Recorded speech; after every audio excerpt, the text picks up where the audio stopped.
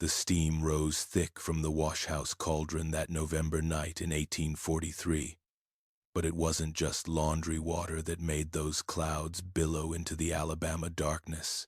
Clara stood at the door with trembling hands pressed against the wooden bar she had just slammed into place, listening to the screams that were already beginning to fade beneath the sound of bubbling water and crackling fire.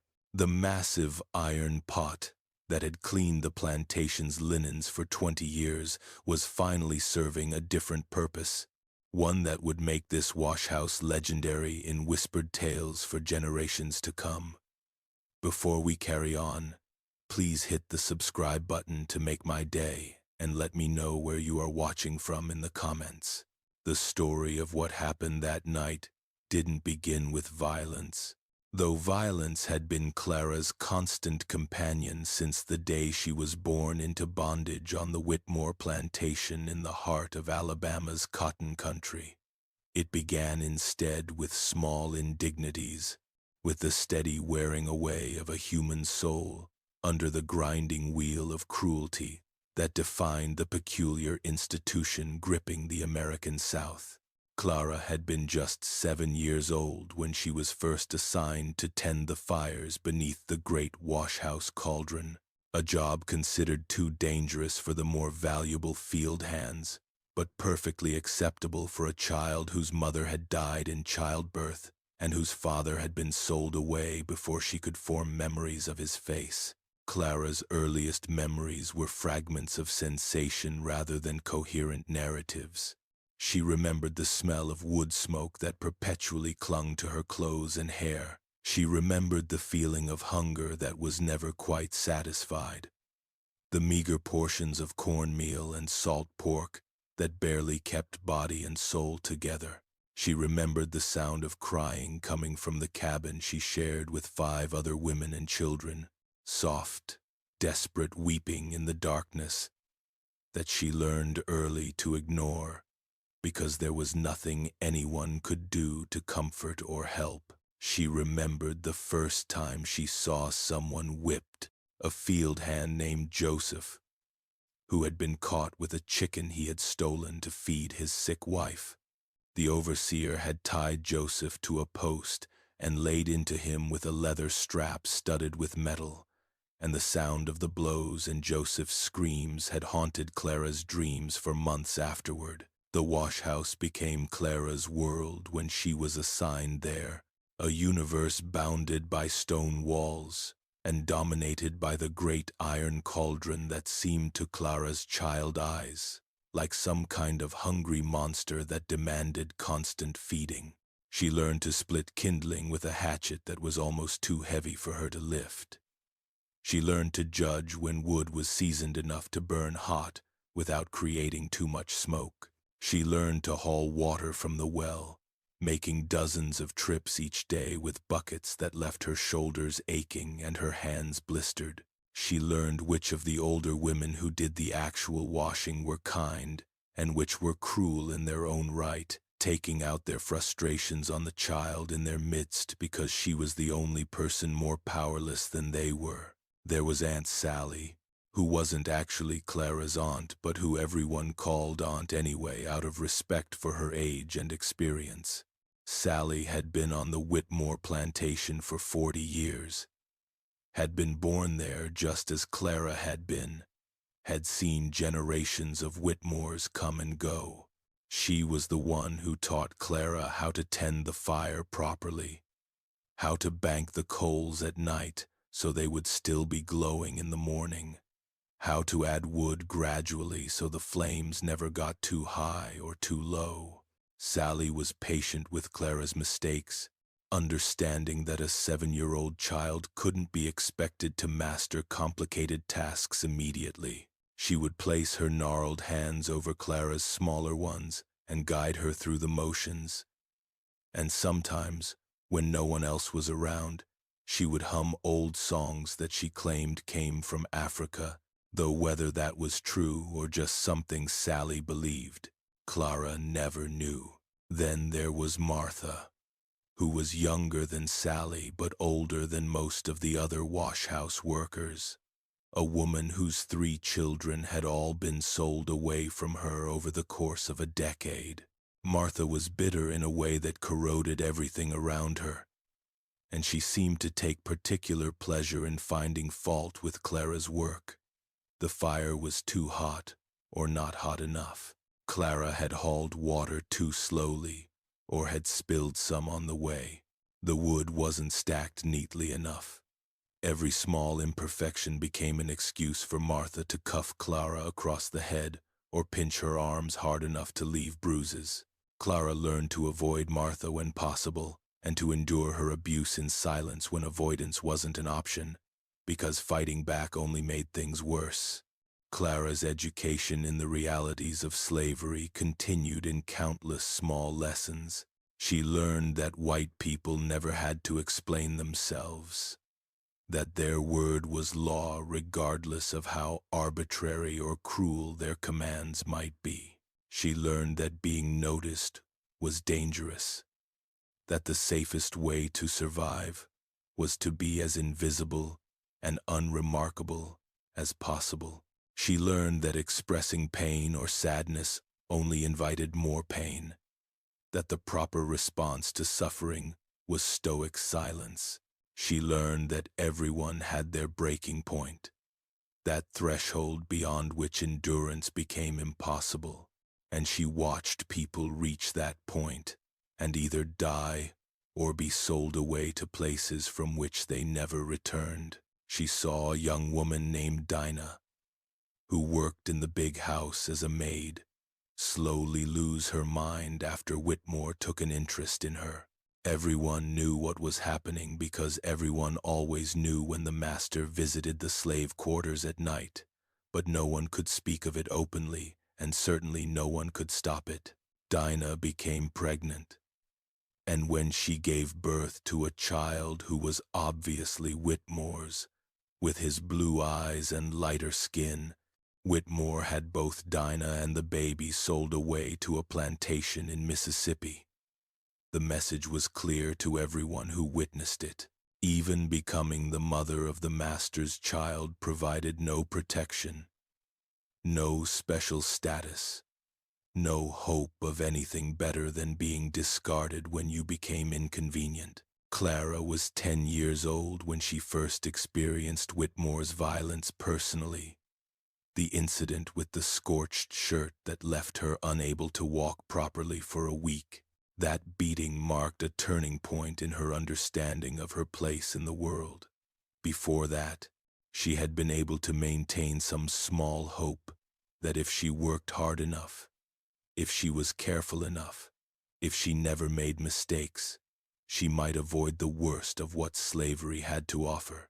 After that beating, she understood that there was no safety, no reward for good behavior, no escape through obedience.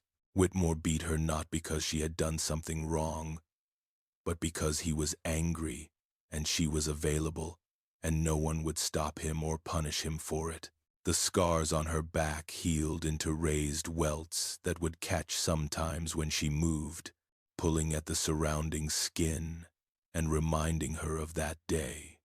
The other slaves looked at those scars with a mixture of pity and resignation. They had their own scars, their own stories of beatings and cruelty. Clara's experience was not unique or even particularly notable.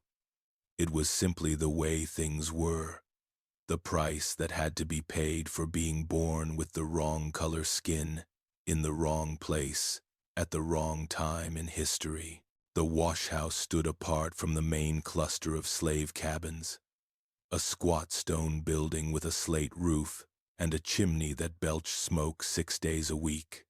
Inside, the Cauldron dominated the space, a massive cast-iron vessel that could hold enough water to boil the bed sheets, tablecloths, and clothing of the Whitmore family and their frequent guests. The work was brutal and endless. Clara would rise before dawn to stoke the fires, haul water from the well in wooden buckets that left splinters in her small palms, and feed wood into the flames throughout the day, while the older women scrubbed and wrung and hung the endless stream of laundry. The heat was oppressive even in winter, turning the washhouse into a hellish steam bath that left everyone who worked there drenched in sweat and gasping for air. As Clara grew from a child into a young woman, her role in the washhouse expanded. By the time she was 15, she was not just tending the fire but doing some of the actual washing, standing at the wooden tubs with her hands plunged into water so hot it turned her skin red and made her fingers swell. The lye soap they used was corrosive, eating away at the skin of her hands until they were rough and cracked and painful to use. She learned to recognize the different fabrics that came through the washhouse, to know which ones could withstand boiling water and which ones needed gentler treatment. She learned the hierarchy of laundry, that Whitmore's shirts and the table linens took priority over everything else, that a stain on one of his garments was a crisis that demanded immediate attention, while a tear in a slave's clothing could wait indefinitely or never be repaired at all. The years between 15 and 20 were particularly difficult for Clara. She developed from a girl into a woman, and with that development came unwanted attention from several of the men on the plantation. There was an older field hand named Isaac who started following her around whenever he had the chance, making suggestions that Clara refused to acknowledge. There was one of the overseers, a man named Davis, who worked under the head overseer Jeremiah Cutler, who would watch Clara with eyes that made her skin crawl. She learned to move through the plantation grounds as quickly and inconspicuously as possible, to never be alone anywhere that wasn't the washhouse or the cabin she shared with the other women, to treat any man's attention as a threat until proven otherwise. Clara knew what happened to young women who attracted the wrong kind of attention. She had seen it happen to others, had watched girls be coerced or forced into relationships with men who had power over them, had seen the pregnancies that resulted and the children who were born into the same bondage their mothers endured. She was determined that this would not be her fate. She made herself as unappealing as possible, never meeting anyone's eyes, never smiling, never showing any sign of softness or vulnerability. She wrapped herself in a shell of hardness that was part protection and part simple necessity. To survive slavery, you had to kill some part of yourself, had to close off the feelings and desires and hopes that might make you vulnerable. Clara did this so thoroughly that sometimes she wondered if there was anything left inside her that was truly alive.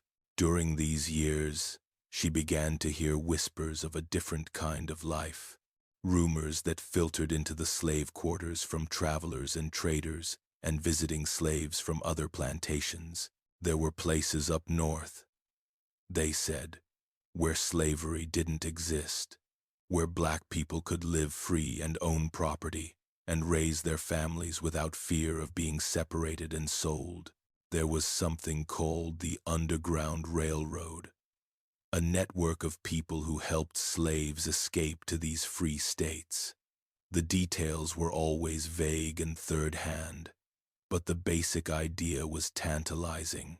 Freedom existed somewhere out there beyond the boundaries of Alabama, if only someone could figure out how to reach it. Clara allowed herself to dream sometimes, late at night when the day's work was done, and she lay on her pallet in the crowded cabin, listening to the breathing and snoring of the other women. She imagined what it would be like to walk away from the plantation, to just keep walking until she reached this mythical north where freedom waited. She imagined having her own home, however small and humble, a place that belonged to her and couldn't be taken away. She imagined earning money for her work, actual money that she could save and spend as she chose. She imagined having choices, being able to decide what to eat and when to sleep and how to spend her time. But these dreams always crashed against the hard reality of her situation. Even if she managed to escape the plantation itself, which would be difficult enough given the patrols that regularly searched for runaways, she would have to traverse hundreds of miles of hostile territory where every white person she encountered would be a potential threat. She had no map, no money, no contacts, no knowledge of the route to freedom. She couldn't read or write, skills that were deliberately withheld from slaves to keep them ignorant and controllable. She had never been more than a few miles from the plantation in her entire life. The world beyond Whitmore's property was utterly unknown to her, a blank space filled with dangers she couldn't even imagine. So Clara pushed the dreams away and focused on survival. She did her work in the washhouse. She avoided attracting attention. She endured the casual cruelties and occasional major violence that defined life under slavery.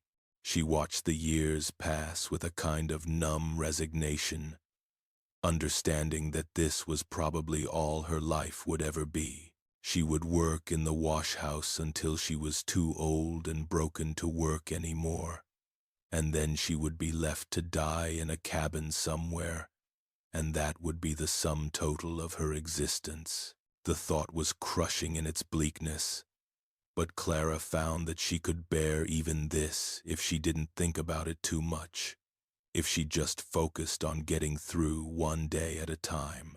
What made it bearable, to the extent that anything made it bearable, were the small connections she formed with the other women who worked in the washhouse. Beulah became something like a mother figure to Clara, teaching her not just the practical skills of washing clothes, but also the emotional survival strategies that slavery required. Beulah had a quiet strength that Clara admired, a way of enduring suffering without letting it destroy her spirit entirely. She would hum while she worked, old songs whose words she had forgotten but whose melodies carried some echo of a world that had existed before slavery, and the sound of her humming made the work seem slightly less unbearable. Ruth was closer to Clara's age, only about 5 years older, and she became something like an older sister. Ruth had 3 children who had been sold away one by one as they grew old enough to be valuable to other plantations. The loss of her children had left Ruth with a deep sadness that never entirely left her eyes. But she still found ways to show kindness to Clara, sharing extra food when she had it, offering quiet words of encouragement when Clara was at her lowest, standing up for her when Martha was being particularly cruel. The bond between Clara and Ruth was never discussed or acknowledged openly, but both women understood that they were allies in the daily struggle to maintain their humanity in the face of systematic dehumanization. The seasonal rhythms of plantation life meant that the work in the washhouse varied in intensity. During harvest time, when Whitmore hosted buyers and merchants and other planters to discuss cotton prices and make deals, the laundry would pile up to overwhelming levels. Clara and the other women would work from before dawn until late at night, washing and ironing the endless stream of shirts and sheets and towels. Their hands would be raw from the hot water and harsh soap.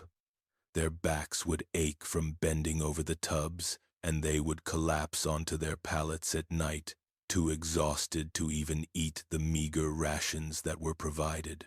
But at least during these busy times, Whitmore tended to leave them alone, too occupied with his guests and his business dealings to pay much attention to what was happening in the washhouse. It was during the slower seasons, the times between major social events, that Whitmore's attention would turn toward the slaves.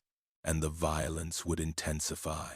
Boredom and alcohol were a dangerous combination in a man who had absolute power over the people around him. He would wander through the plantation looking for excuses to punish someone, finding fault where none existed, inventing infractions to justify his cruelty. Clara learned to recognize the signs of these moods, learned to make herself as scarce as possible when Whitmore was in his cups and looking for targets. But no amount of caution could provide complete protection. And over the years, Clara accumulated a collection of scars and injuries that mapped the history of Whitmore's violence. Master Reginald Whitmore was a man who prided himself on his sophistication and refinement, qualities he demonstrated by wearing freshly pressed suits, even in the sweltering Alabama summers, and insisting that his home be maintained to standards he imagined matched the great houses of Virginia and the Carolinas. He was tall and broad-shouldered, with thinning brown hair that he combed carefully over his scalp each morning, and he walked with a cane not because he needed it for support but because he believed it made him look distinguished. He had inherited the plantation from his father 15 years earlier, and had spent those years expanding his holdings and his reputation as a progressive planter who attended agricultural conferences and experimented with new cotton varieties. But behind closed doors and away from the eyes of his gentleman peers, Reginald Whitmore was something else entirely. He drank heavily, starting most mornings with whiskey in his coffee and ending most nights slumped in his study with an empty bottle at his feet. The drink made him mean in unpredictable ways. Sometimes he would become maudlin and weepy, calling for his late wife, who had died of fever 7 years earlier. Other times he would fly into rages over imagined slights and perceived incompetence, rages that inevitably resulted in someone being beaten, or worse. Clara had been on the receiving end of his anger more times than she could count. The first serious beating came when she was 10 years old and had accidentally scorched one of his dress shirts by leaving it too close to the fire. He had dragged her out of the washhouse by her hair and laid into her with his riding crop, while the other slaves looked away, knowing that any attempt at intervention would only make things worse for everyone. She had been unable to walk properly for a week after that, and the scars on her back formed a crosshatch pattern that would never fully fade. As Clara grew older, she learned to navigate the dangerous waters of the plantation's hierarchy with the wariness of someone who knew that survival depended on invisibility. She kept her eyes down when Whitmore was near. She worked harder than anyone else in the washhouse, proving her value while trying not to provoke his attention. She learned to read the signs of his moods, to recognize when the drink had made him volatile and when it had rendered him merely sleepy and harmless. She became expert at making herself small and quiet, at fading into the background like the steam that rose from her cauldron. But invisibility only worked when Whitmore was in a state to notice boundaries, and as the years passed, his drinking grew worse and his rages more frequent. The plantation began to suffer under his neglect. Fields went unplanted or were harvested poorly. Slaves who fell ill were left to recover or die without the attention of a doctor, because Whitmore spent his money on imported wine and expensive horses that he rode recklessly through the countryside. The overseer, a hard man named Jeremiah Cutler, tried to maintain some semblance of order, but even he grew frustrated with Whitmore's erratic behavior and eventually began spending more time at the neighboring plantation, where he had taken up with a widow. Clara was 23 years old in the autumn of 1843. A small woman with strong arms developed from years of hauling water and wood and eyes that had learned to see everything while appearing to see nothing. She worked alongside two other women in the washhouse, both of them older and worn down by decades of hard labor. There was Beulah, who was nearly 50 and suffered from joints that ached in the cold, and Ruth, who was somewhere in her 40s and had watched 3 of her children sold away over the years. They worked together in the steaming heat, speaking little because words took energy they needed for the endless scrubbing and stirring and lifting. The autumn that year was particularly wet, with storms rolling in from the Gulf, with regularity that turned the plantation roads to mud and made the already difficult work of hauling water even more challenging. Clara would slip and struggle with her buckets, arriving back at the washhouse soaked and shivering, only to strip off her wet outer layer and immediately be engulfed in the suffocating heat from the fire. The constant shift between cold and heat left her with a cough that lingered for weeks, a deep rattling thing that she tried to suppress because showing weakness was dangerous. It was during one of these wet spells that Whitmore's behavior took a darker turn. He had lost money, though exactly how much and in what manner was unclear to the slaves who heard only fragments of angry conversations and saw the creditors who began appearing at the main house with increasing frequency. Some said he had invested poorly in a shipping venture that had ended with a vessel sunk in a storm. Others whispered that he had gambling debts from trips to Mobile and Montgomery. Whatever the truth, the result was that Whitmore's drinking intensified, and his temper became even more unpredictable. One evening in early November, Clara was tending the fire beneath the cauldron, feeding split oak logs into the flames and watching the water begin its slow climb toward boiling.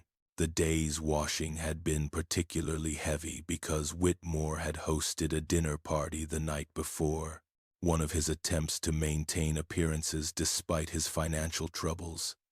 The table linens alone had filled 2 baskets, stained with wine and gravy and candle wax. Beulah and Ruth had spent hours scrubbing at the stains with lye soap, and now the linens floated in the steaming water like the ghosts of the previous evening's false gentility.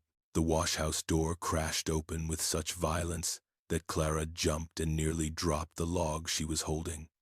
Whitmore stood in the doorway, his shirt half untucked and his cravat hanging loose around his neck. His face was flushed red, and he held a bottle in one hand. Clara recognized the signs immediately. He was far gone into the drink, past the point of reason or restraint. Beulah and Ruth froze at their washing stations, water dripping from their hands back into the wooden tubs. "You," Whitmore said, pointing the bottle at Clara with a hand that wavered uncertainly. "You burned another shirt. I can see the scorch mark clear as day." Clara's mind raced through the day's work. She had been so careful with the ironing, checking each piece before setting it aside. She was certain she had burned nothing, but contradicting him would be worse than accepting whatever punishment was coming. She lowered her eyes and said nothing. "Nothing to say for yourself." His voice was rising now, taking on the particular quality it got when he was working himself into a rage. "Do you know what that shirt cost? Do you have any idea?" He moved into the washhouse with surprising speed for a drunk man, crossing the space between the door and Clara in 3 lurching strides. The bottle fell from his hand and shattered on the stone floor, sending shards of glass scattering across the wet surface. Clara tried to step back, but she was already pressed against the warm stone wall that surrounded the cauldron. There was nowhere to go. The first blow caught her across the face with his open hand, snapping her head to the side and sending bright stars dancing across her vision. She tasted blood where her teeth had cut the inside of her cheek. The second blow was a fist to her stomach that drove the air from her lungs and left her doubled over, gasping like a fish pulled from water. Beulah made a small sound of distress, but Ruth grabbed her arm, holding her back. They had both learned long ago that trying to intervene only made things worse. Whitmore grabbed Clara by the hair, yanking her upright again.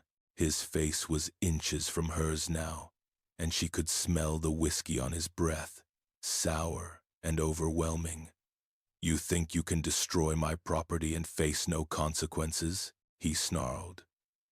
"You think because you work in here that you're special? That you matter?" He shook her by the hair, then threw her toward the cauldron. Clara's hip struck the edge of the iron pot with a force that sent pain shooting down her leg. Her hands scrabbled for purchase on the smooth metal, and she felt the heat of the water radiating through the iron. The surface of the water was starting to shimmer now, approaching the roiling boil that was needed for the heavy linens. Steam rose in thick columns, obscuring her vision. "Maybe I should teach you a proper lesson about being careful with heat," Whitmore said, and there was something in his voice that went beyond ordinary cruelty into a territory that Clara had never heard before. He grabbed her wrist and forced her hand toward the cauldron. "Maybe you need to understand what happens when you're careless." The heat was intense even before her hand reached the water. Clara struggled, but Whitmore's grip was iron-strong with the particular strength that fury and alcohol could sometimes provide. Her fingers were inches from the surface now, close enough that the rising steam made her skin burn. She could see her reflection distorted in the rippling water, could see Whitmore's face behind her twisted into something barely recognizable as human. Then Beulah moved. The older woman crossed the washhouse floor with a speed born of desperation and shoved Whitmore hard in the side. It wasn't much of a blow, her strength diminished by age and hard labor, but it was enough to break his grip on Clara's wrist. He stumbled sideways, cursing, and rounded on Beulah with murder in his eyes. "You dare put your hands on me!" The words came out as a roar. He backhanded Beulah across the face with such force that she spun and fell, striking her head against the stone edge of one of the washing tubs. She lay still, blood beginning to pool beneath her gray hair. The washhouse went silent except for the crackling of the fire and the beginning bubble of the boiling water. Ruth stood frozen in horror. Clara stared at Beulah's motionless form, at the dark stain spreading across the floor. Something inside her, some final restraint that had held through years of beatings and degradation, snapped like a rope pulled too tight. Whitmore turned back toward Clara, raising his hand to strike her again, but this time, instead of cowering or trying to dodge, Clara's hand closed around the long wooden paddle that was used for stirring the laundry in the cauldron. The paddle was heavy, made of oak and worn smooth by years of use. She swung it with every ounce of strength she possessed, putting behind it all the rage and pain and helpless fury of 23 years of bondage. The paddle caught Whitmore across the temple with a sound like a hammer striking wood. He made a grunting noise and stumbled sideways, his eyes going unfocused. Clara didn't think, didn't plan, didn't consider consequences. She hit him again, this time across the back of his head as he tried to turn. He went down to his knees, blood running from his scalp, where the paddle had split the skin. "Clara, no," Ruth whispered, but it was too late for warnings or wisdom. Clara hit him a third time, and Whitmore collapsed fully onto the wet stone floor. He wasn't unconscious, not quite. His hands scrabbled weakly at the ground, and he made sounds that might have been words or might have been just animal noises of confusion and pain. Blood mixed with the spilled whiskey and water on the floor, creating spreading patterns that caught the firelight. For a moment, Clara stood over him, breathing hard, the paddle still gripped in both hands. Her mind seemed to be moving both very fast and very slow at the same time. She understood with perfect clarity what she had done and what it meant. A slave who struck a master was a dead slave, and the manner of that death would be designed to serve as an example to every other person held in bondage. She would be hanged, or burned, or torn apart by dogs, and it would happen publicly with all the other slaves forced to watch. But even knowing this, even understanding the absolute certainty of her fate, what surprised Clara was that she didn't regret hitting him. The only thing she felt, standing there in the steaming heat of the washhouse with the man who had tormented her for so many years bleeding at her feet, was a kind of savage satisfaction. He was hurt. He was helpless. For once in his life, he was the one who was powerless. "What are you going to do?" Ruth's voice was barely audible, and when Clara looked at her, she saw terror written clearly on the older woman's face. Not terror of Clara, but terror of what would happen to all of them when this night's work was discovered. Clara looked down at Whitmore. He was trying to rise now, getting his hands under him and pushing weakly against the floor. In a few minutes, he would recover enough to stand, to call for help, to set in motion the machinery of retribution. She had perhaps 5 minutes, maybe 10 if she was lucky, before everything ended in the worst way imaginable. The cauldron bubbled behind her, the water now at a full rolling boil. The linens had been removed earlier, set aside to be wrung and hung. The cauldron held nothing but water, murderously hot water that could strip flesh from bone. The thought came to Clara fully formed, terrible and perfect in its simplicity. If he was going to die anyway, if she was going to hang anyway, then perhaps she could make his death mean something. Perhaps she could make him suffer the way he had made so many others suffer. Perhaps she could at least have the satisfaction of knowing that he had experienced real fear, real pain, real helplessness before the end. She set down the paddle and grabbed Whitmore under the arms. He was heavy, easily twice her weight, but terror and rage gave her strength. She dragged him across the wet floor, his boots leaving trailing marks in the blood and water. He was making sounds now, words that might have been pleas or threats, but Clara wasn't listening. She had gone to some place beyond words, to a place where there was only action and consequence. Ruth realized what Clara was doing and let out a low moan of horror. "Clara, don't. Please, think about what you're doing." "I am thinking," Clara said, and her voice sounded strange to her own ears, calm and distant, like it belonged to someone else. "I'm thinking that he deserves this. I'm thinking that if I'm going to hang, I might as well hang for something worth hanging for." She had reached the cauldron now. Getting Whitmore into it would be the difficult part. He was starting to struggle more coherently, his survival instincts overriding the confusion from the blows to his head. Clara looked around wildly and saw the wooden steps that were used to reach the top of the cauldron when it needed to be scrubbed out. She positioned them next to the iron pot, then began the horrible work of pushing and pulling Whitmore up them. He fought her, but his movements were still uncoordinated, and Clara had the advantage of desperation. She got him to the top step, balanced him on the edge of the cauldron for a moment as she gathered her strength, then shoved with everything she had.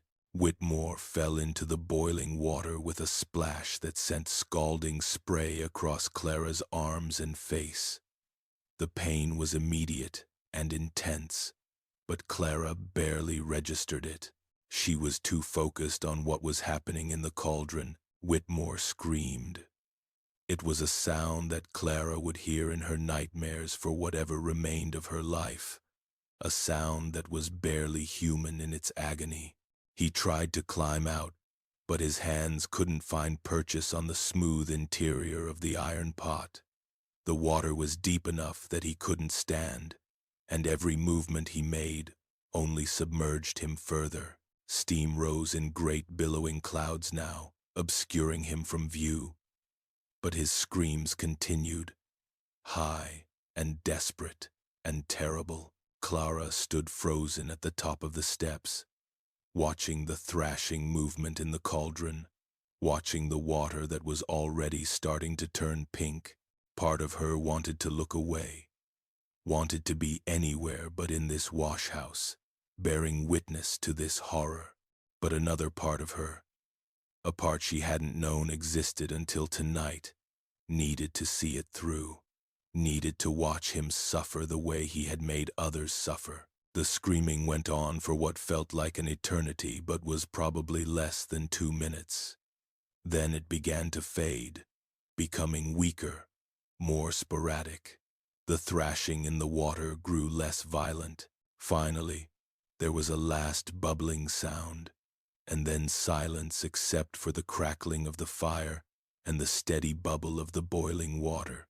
Clara stood there for a long moment, staring into the steam. Then she climbed down the steps on legs that trembled so badly she nearly fell. She turned to look at Ruth, who had backed up against the far wall and was staring at the cauldron with wide, horrified eyes. "He's dead," Ruth whispered. "Lord have mercy, Clara. What have you done?" "What I had to do," Clara said. But even as she spoke the words, reality was beginning to crash in on her. The savage satisfaction was fading, replaced by a creeping terror that made her hands shake and her stomach churn. She looked down and saw Beulah still lying motionless on the floor. She crossed to the older woman and knelt beside her, placing trembling fingers against her neck. There was a pulse there, weak but steady. Beulah was alive. "We have to run," Clara said, looking up at Ruth. "Both of us. Right now. We have to get as far from here as we can before anyone realizes what happened." Ruth shook her head slowly. "Where would we go? You know as well as I do that there's nowhere safe for runaway slaves in Alabama. The patrollers will catch us within a day, maybe 2 if we're lucky, and when they do, they'll make us wish for a quick death like the one he got." Clara knew Ruth was right, but the alternative was to stay here and wait for discovery, which meant the same torture and death but without even the slim chance that running offered. She stood up, her mind racing. The storm was still going strong outside. She could hear the rain hammering on the roof. Rain would wash away tracks, would make pursuit more difficult. If she left right now, immediately, she might be able to reach the river before dawn. And if she could reach the river, she might be able to follow it north toward Tennessee, might be able to find some of the people who were rumored to help slaves escape. "I'm going," Clara said firmly. "I'm not going to wait here for them to torture me to death. If I'm going to die anyway, I'd rather die free, even if it's only free for a few hours." She moved to the corner where the slaves kept their few belongings and grabbed a rough wool shawl. It wouldn't be much protection against the rain and cold, but it was better than nothing. She hesitated, then went back to Beulah and gently rolled her onto her side in case she started to vomit. The older woman moaned softly, but didn't wake.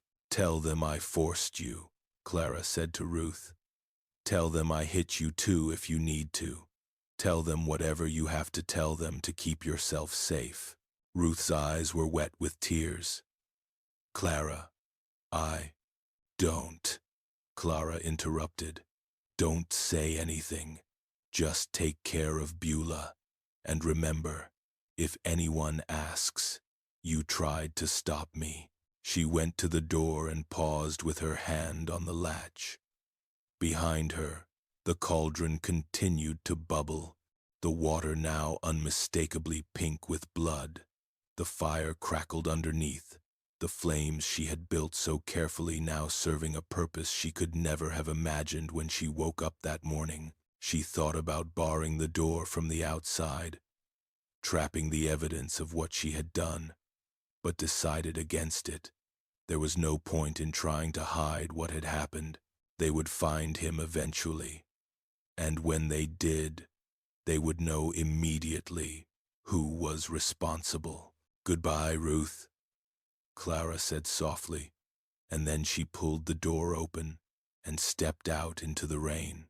The night was black as pitch, the moon hidden behind storm clouds that seemed to press down on the earth.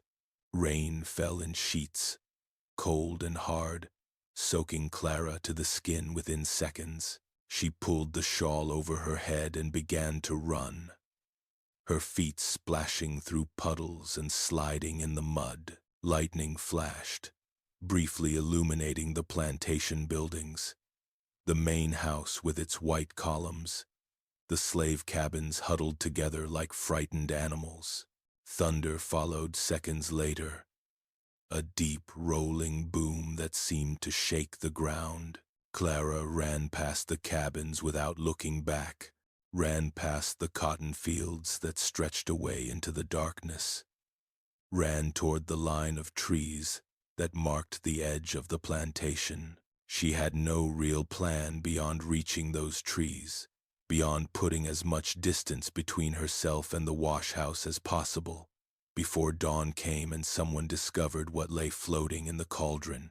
The trees, when she reached them, offered little shelter from the rain, but provided cover from sight.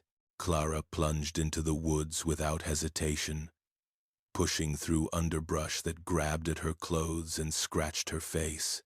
Branches whipped at her, and roots tried to trip her, but she kept moving, driven by pure terror and the desperate hope that somehow she might escape what was coming. She had no idea how long she ran. Time seemed to have lost all meaning in the darkness and the rain. She fell multiple times, scraping her hands and knees on rocks and fallen logs, but each time she forced herself back to her feet and kept going. Her lungs burned, and her legs felt like they were made of lead, but stopping wasn't an option. Stopping meant dying, and while Clara knew that death was probably inevitable, she wanted to put it off as long as possible. Finally, she could run no more. She collapsed against a large oak tree, gasping for air, her entire body shaking with exhaustion and cold. The rain continued to fall, though perhaps not quite as hard as before. She pulled the soaked shawl tighter around her shoulders and tried to think.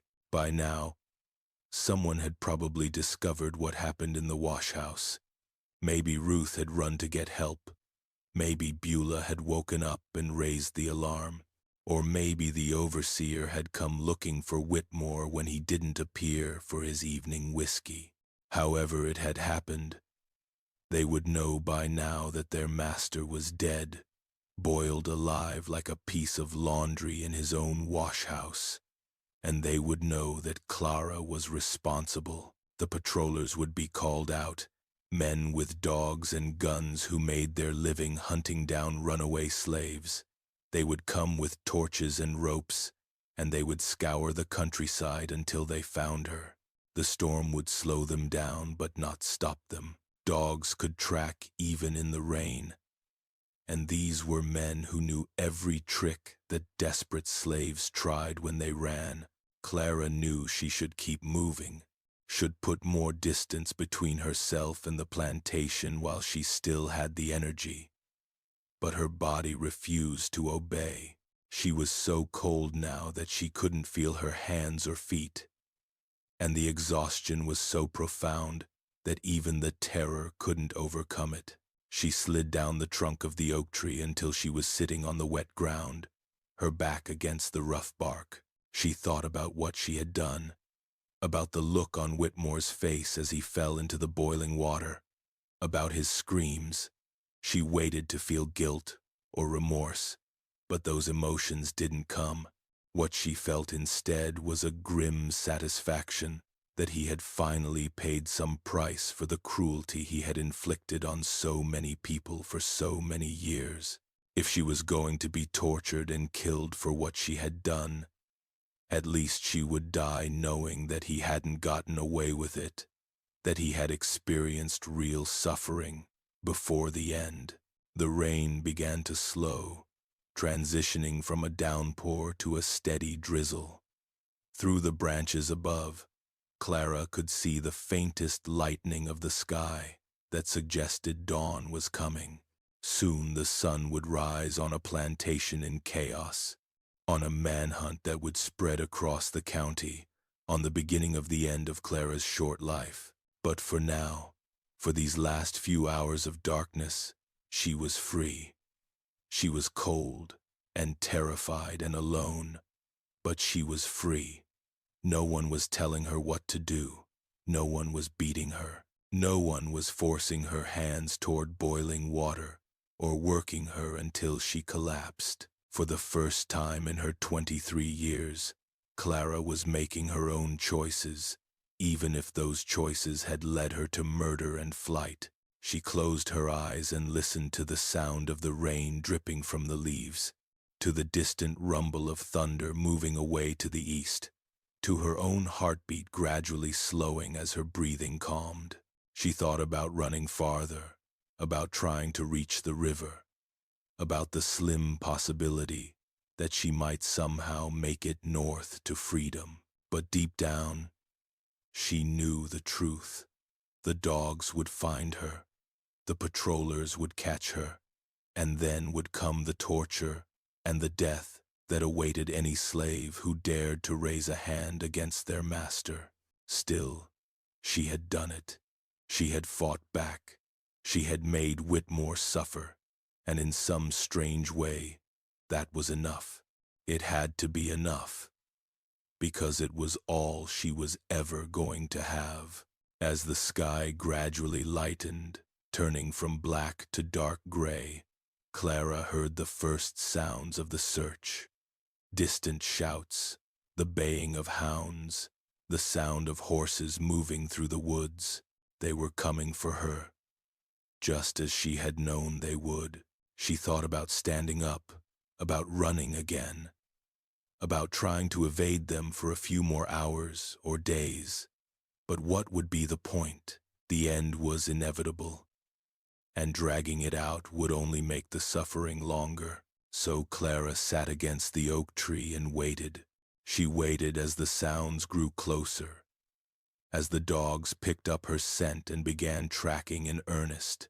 She waited as voices called to each other, coordinating the search. She waited as the first fingers of sunlight broke through the clouds, illuminating the wet woods in shades of green and gold. But then something unexpected happened. The sounds of the search began to move away, heading in a different direction. The baying of the hounds grew fainter, and the voices of the men faded into the distance. Clara sat very still, hardly daring to breathe, wondering if this was some kind of trick. But the sounds continued to recede, moving off to the west when she had gone north. The rain had done more to help Clara than she could have imagined. The downpour had washed away her scent trail, confusing the dogs who were accustomed to following clear tracks. More importantly, in the chaos and darkness of the storm, the searchers had made assumptions about which direction she would run. Most runaway slaves headed west toward Mississippi or south toward the Gulf, where there were swamps and wild country to hide in. The searchers had naturally assumed that Clara would follow these familiar patterns, and they had concentrated their efforts in those directions. No one thought that a young woman who had never been more than a few miles from the plantation would head north toward Tennessee, toward the most difficult and dangerous route to freedom. As the morning wore on, and the sounds of the search completely disappeared, Clara remained frozen against the oak tree, unable to quite believe her unexpected luck. She kept expecting the trick to reveal itself, kept expecting to hear the dogs coming back in her direction, but the forest remained quiet, except for the normal sounds of birds and small animals going about their daily business. The sun climbed higher, burning away the last of the fog, and still no one came. By midday, Clara's body was forcing her to address practical concerns that terror had temporarily pushed aside. She was desperately thirsty, her throat raw from the running and the fear. She was hungry, having not eaten since the previous day's small breakfast of cornmeal mush, and she was cold, her clothes still damp from the rain, and offering little protection now that she wasn't moving to generate heat. She needed to find water, food, and some kind of shelter if she was going to survive another night. Clara stood up slowly, her stiff muscles protesting after hours of sitting in one position. She listened carefully for several minutes, making sure there were no sounds of pursuit before she began to move. She had no real plan beyond continuing north and trying to put as much distance as possible between herself and the Whitmore plantation. She had heard that there was a river somewhere to the north, a larger waterway that flowed eventually toward Tennessee. If she could reach that river and follow it, maybe she could find her way to freedom. The forest was thick with undergrowth that grabbed at her clothes and scratched her face. Clara picked her way through it carefully, trying to move quietly despite her lack of experience in woodcraft. Every snapping twig made her freeze. Every distant sound of movement sent her heart racing. She was acutely aware of how vulnerable she was out here, a young woman alone in the wilderness with no weapons, no supplies, and no knowledge of survival skills. If she encountered wild animals or hostile people, she would have no way to defend herself. After what felt like hours of difficult travel, Clara heard the sound of running water. She followed the sound and found a small creek, its water clear and cold as it tumbled over rocks on its way to join some larger stream. She fell to her knees at the creek's edge and drank deeply, scooping the water up in her cupped hands and gulping it down until her stomach protested. The water was the best thing she had ever tasted, better than any fine wine served at Whitmore's dinner parties. It was life itself, flowing freely and available to anyone who needed it. Clara splashed water on her face and the burns on her arms where the scalding spray from the cauldron had caught her. The cold water soothed the pain somewhat, though the burns would leave scars to join all the others that marked her skin. She sat by the creek for a long time, resting and trying to think clearly about what she should do next. She needed food, but she had no idea how to hunt or trap animals, and while there were probably edible plants in the forest, she didn't know which ones were safe. She would have to figure it out by trial and error. A dangerous proposition when making a mistake could leave her sick or dead. As the sun began its descent toward evening, Clara forced herself to move again. Staying in one place felt dangerous, even though the search had apparently missed her. She followed the creek northward, reasoning that water would lead her eventually to larger waterways, and that staying near water would make survival easier.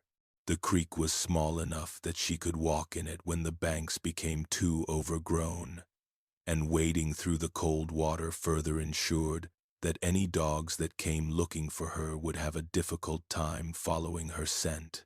That second night in the forest was even colder than the first. Clara found a fallen log that created a small sheltered space underneath and crawled into it, pulling dead leaves and branches over herself for insulation and camouflage. She was shivering uncontrollably, her teeth chattering so hard that she worried the sound would give her away. Hunger gnawed at her stomach, a hollow, aching emptiness that sleep couldn't quiet.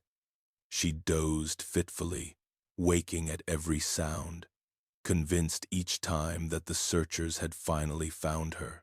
But dawn came again, and Clara was still alone. The third day followed the pattern of the second. She moved northward, staying near the creek, pausing occasionally to drink but finding nothing to eat. By late afternoon, the hunger was making her dizzy and weak. She knew she couldn't go much longer without food. Her body was already depleted from years of inadequate nutrition, and the stress and exertion of flight were burning through what little reserves she had. That evening, as the sun was setting, Clara spotted something that made her freeze in her tracks. There was a small cabin ahead, set back from the creek in a clearing that had clearly been carved out of the forest by human hands. Smoke rose from the chimney, indicating that someone was home. Clara's first instinct was to flee, to avoid any human contact, because humans meant danger. But her desperate need for food overrode her caution.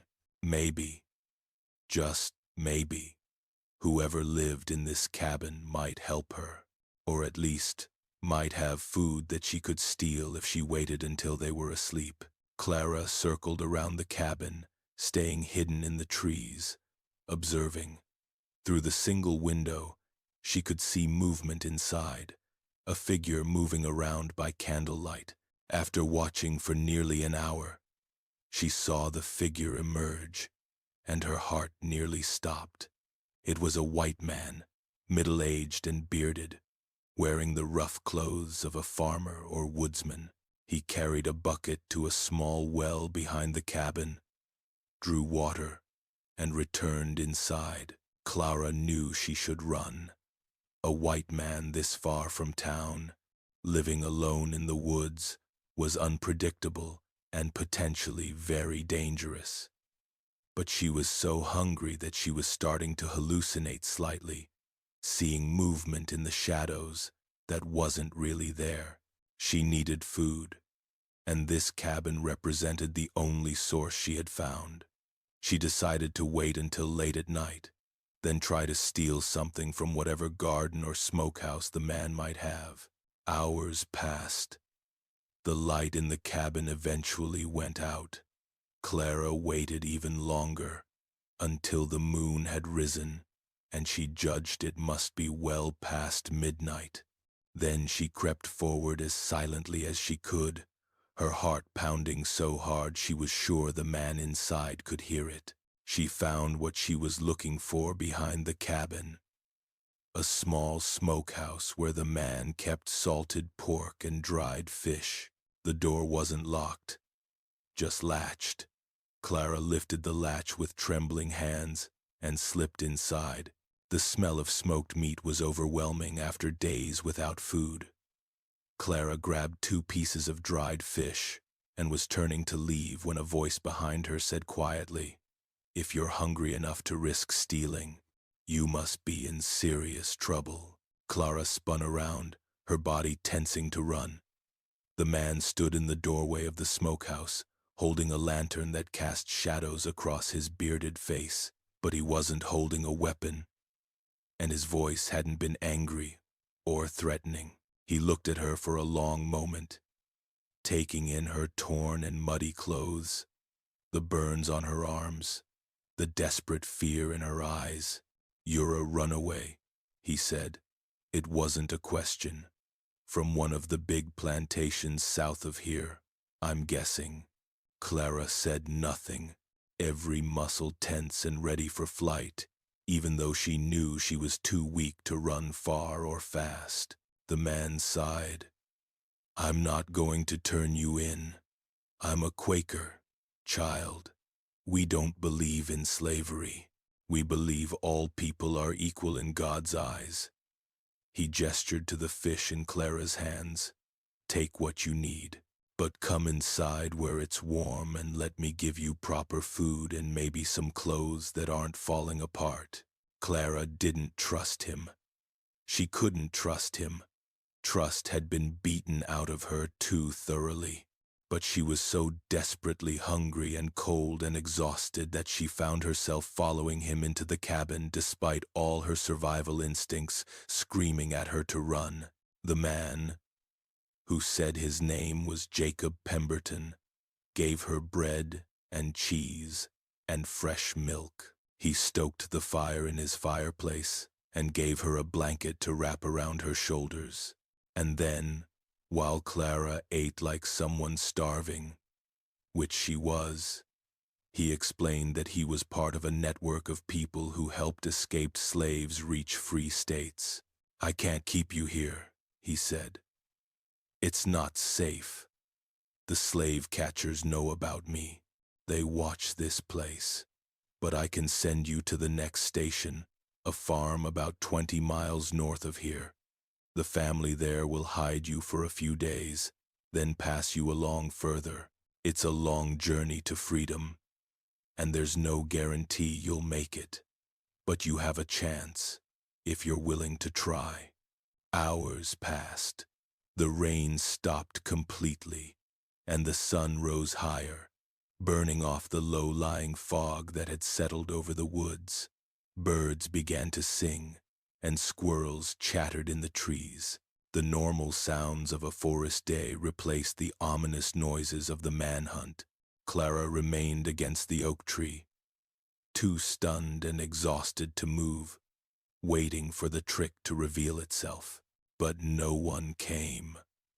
The search had somehow missed her, had gone in the wrong direction, or been thrown off by the rain washing away her trail.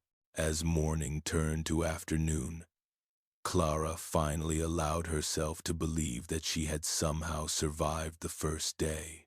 The dogs hadn't found her. The patrollers had gone the wrong way. She was still alive and still free. She knew she couldn't stay where she was. Eventually they would expand the search, would cover more ground, would find her if she remained in one place. She needed to move, needed to get farther from the plantation, needed to find food and water and shelter. But for the moment, she allowed herself to simply sit and breathe and feel the sun on her face. She had killed Reginald Whitmore. She had watched him die in agony in the Washhouse Cauldron. And now, somehow, impossibly, she was still alive.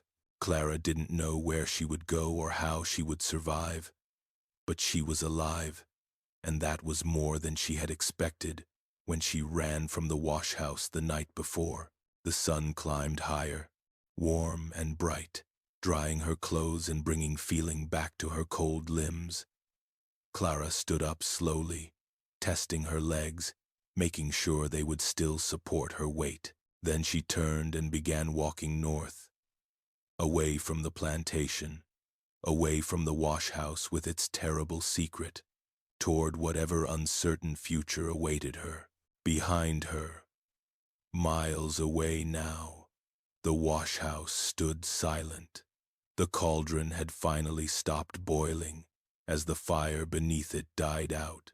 When they had finally discovered what had happened, when they had pulled Whitmore's body from the water and laid it on the stone floor, someone had noticed that his signet ring was missing, pulled from his finger by the violent churning of the boiling water. They searched the Cauldron and the Washhouse, but never found it. The ring had disappeared, lost somewhere in the cracks, between the stones, or perhaps carried away by Clara in her flight. Local people, both black and white, swore for generations afterward that the cauldron never cooled properly again, that even when the fire was dead and the water had been dumped out, the iron stayed warm to the touch. They said that on humid nights you could see steam rising from it, that sometimes in the darkness you could hear screams coming from the washhouse, even though it stood empty. Whether these stories were true, or simply the kind of legends that grow up around places where terrible things have happened, no one could say for certain. What was certain was that Clara was never found. The search went on for weeks, expanding in ever-widening circles from the Whitmore plantation. Patrols scoured the countryside. Notices were posted in towns throughout Alabama and into Mississippi and Tennessee. Rewards were offered for information leading to her capture. But Clara had vanished as completely as if she had never existed. Some said she had died in the woods, that the elements had taken her before the patrollers could. Others claimed she had made it to the river and drowned trying to cross. Still others whispered that she had somehow reached the north, that she had found the people who helped slaves escape and had made it to freedom. No one knew for certain, and the mystery of what became of Clara the washhouse slave became part of the dark legend of that November night in 1843. Ruth and Beulah were questioned extensively about what had happened. Ruth stuck to the story Clara had told her to tell, claiming that Clara had gone mad with rage after Whitmore struck Beulah, that she had attacked him before either of them could stop her. The investigators believed her because the story fit with their assumptions about slaves and violence, and because Ruth bore the marks of old beatings that supported her claim that she had been too frightened to intervene. Beulah, when she recovered consciousness 3 days after the incident, remembered nothing of the actual murder, only Whitmore striking her. Both women were eventually cleared of involvement, though they carried the memory of that night for the rest of their lives. The Whitmore plantation was sold to pay his debts within a year of his death. The new owner tore down the washhouse entirely, claiming that the building was unsound and that he wanted to start fresh. The cauldron was removed and melted down, its iron recast into something less notorious. The slaves who had worked there, including Ruth and Beulah, were split up and sold to different buyers. The main house stood empty for several years before being purchased by a merchant from Mobile who knew nothing of its history.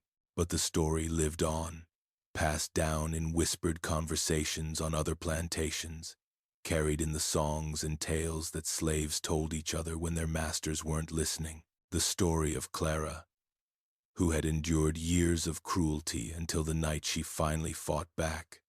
The story of a woman who had killed her tormentor in the most terrible way imaginable and then disappeared into the storm. The story became a kind of dark inspiration, a reminder that even the most powerless person might find the strength to resist, that even in the depths of desperation there might be a way to fight back.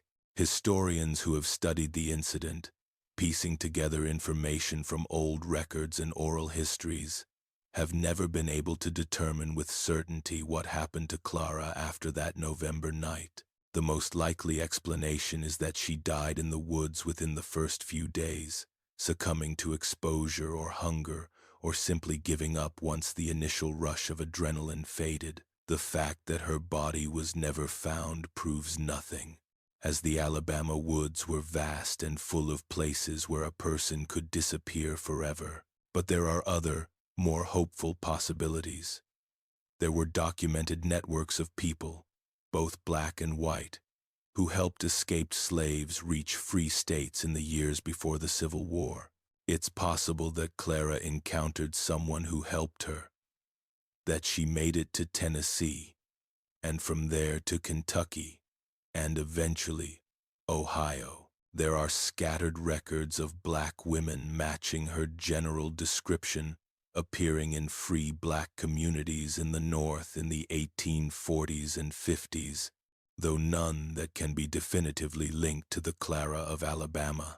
What we do know for certain is that Clara's act of violent resistance, as terrible as it was, represented something significant in the history of American slavery.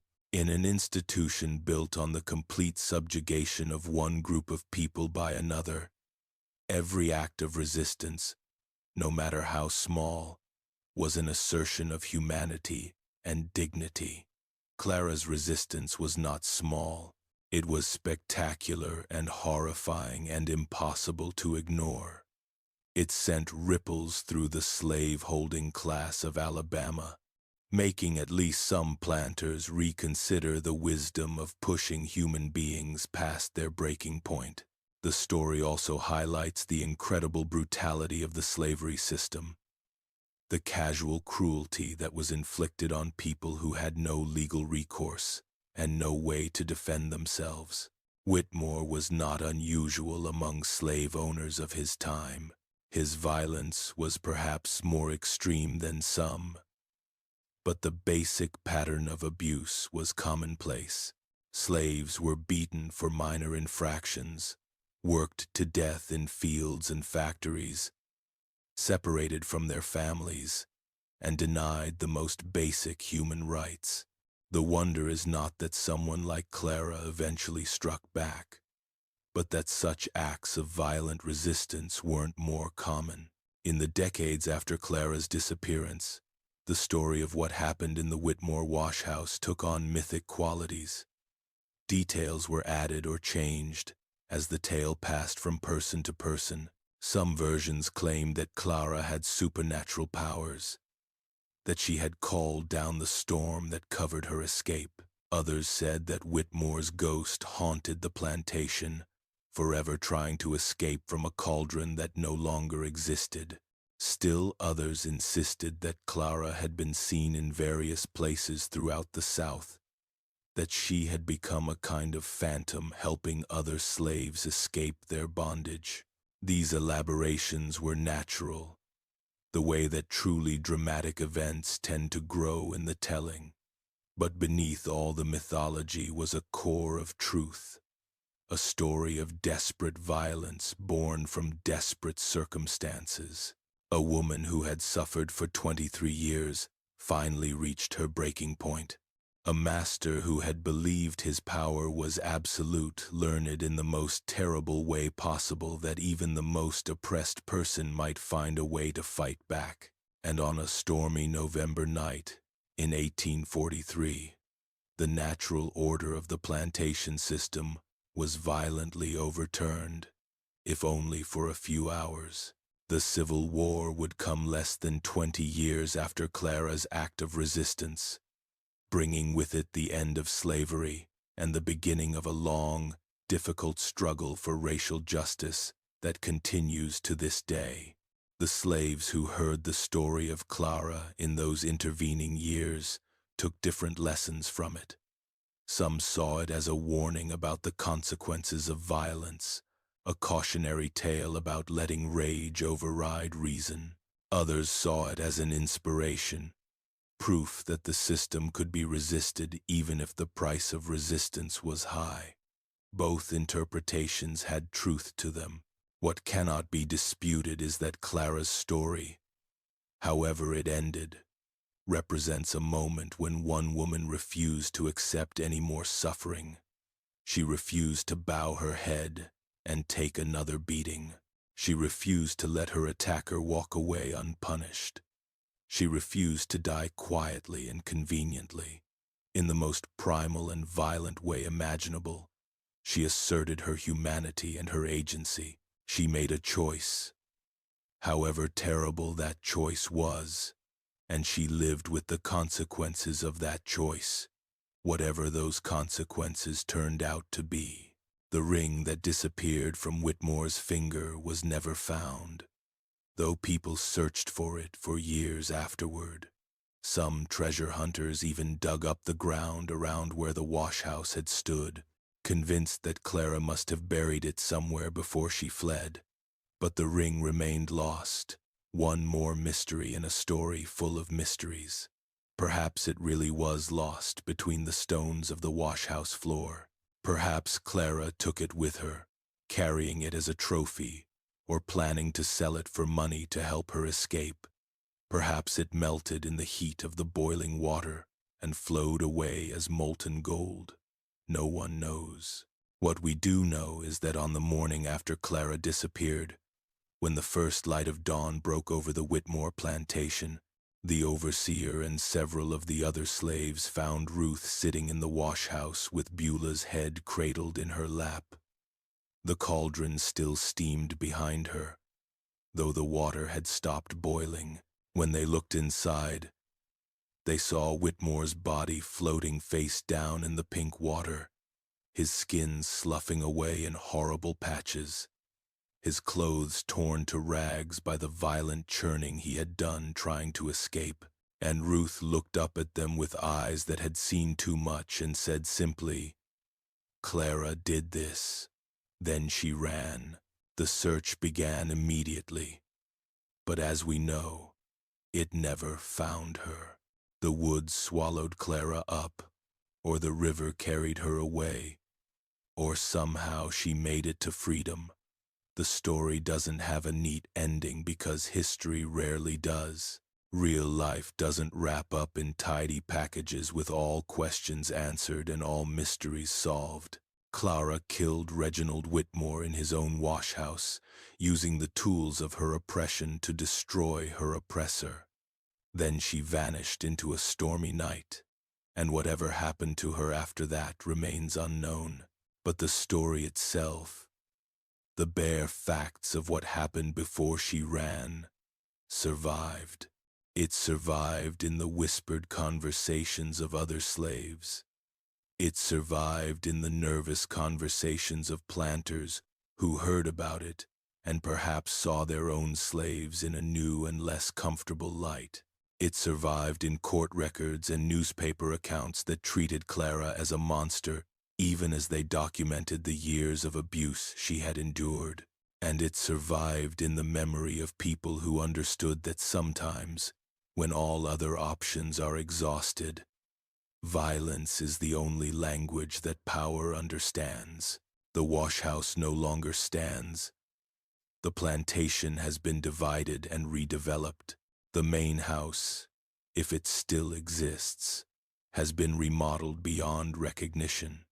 The people who lived through those events, both the slaves and the slave owners, have been dead for more than a century and a half. But the story of Clara and the Cauldron remains, a dark mirror held up to one of the most shameful periods of American history. It reminds us of the depths of cruelty that humans are capable of inflicting on each other. It reminds us of the desperate courage it takes to resist oppression. And it reminds us that justice, however crude and violent, can sometimes come from the most unexpected places. In the end, we don't know if Clara made it to freedom or died in the woods within days of her escape. We don't know if she lived a long life under a new name in some free state, or if her bones lie scattered somewhere in the Alabama countryside. What we do know is that for one night, for a few terrible minutes in a steaming washhouse, Clara was not a slave.